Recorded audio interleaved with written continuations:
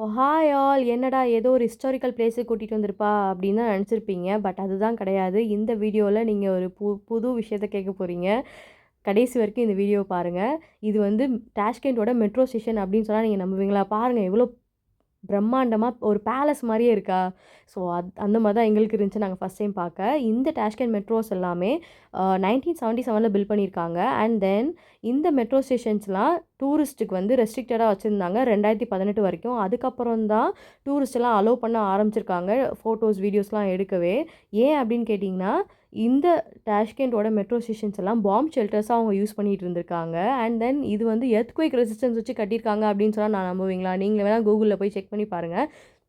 ஏன் அப்படின்னு பார்த்தீங்கன்னா, இந்த டாஷ்கெண்ட் அப்படிங்கிறது வந்து ஒரு எர்த்குவேக் ஜோன் அப்படின்னு தான் கூகுளே போட்டிருக்கும். ஸோ அதுக்கேத்த மாரி அவங்க அப்பவே பில்ட் பண்ண ஸ்டார்ட் பண்ணியிருக்காங்க. அண்ட் நீங்களும் இந்த மெட்ரோலலாம் ட்ராவல் பண்ணணும், நீங்க டாஷ்கெண்ட் வரப்ப இந்த மாரி சீப் அண்ட் பெஸ்ட்டா நீங்க ட்ராவல் பண்ணணும் அப்படின்னு நினச்சிங்கன்னா, கண்டிப்பா இந்த மெட்ரோஸ்லாம் நீங்க ட்ராவல் பண்ணி பார்க்கலாம். ரொம்பவே அந்த மெட்ரோ ஸ்டேஷன்ஸ்லாம் பார்க்கவும் அழகா இருக்கும். இது வந்து சீப் அண்ட் பெஸ்ட், ரொம்பவே சீப் அண்ட் பெஸ்ட். அ அதே நீங்க பஸ்ல வந்து 1700 பே பண்ண மாரியே இங்கேயும் விசா கார்டு வச்சு நீங்க டைரக்ட்டா பே பண்ணி வந்துக்கலாம். ஒரு டிக்கெட் வாங்கணுன்ற அவசியம், லைன்ல நிக்கணும் அந்த மாரி எந்த அவசியமுமே கிடையாது.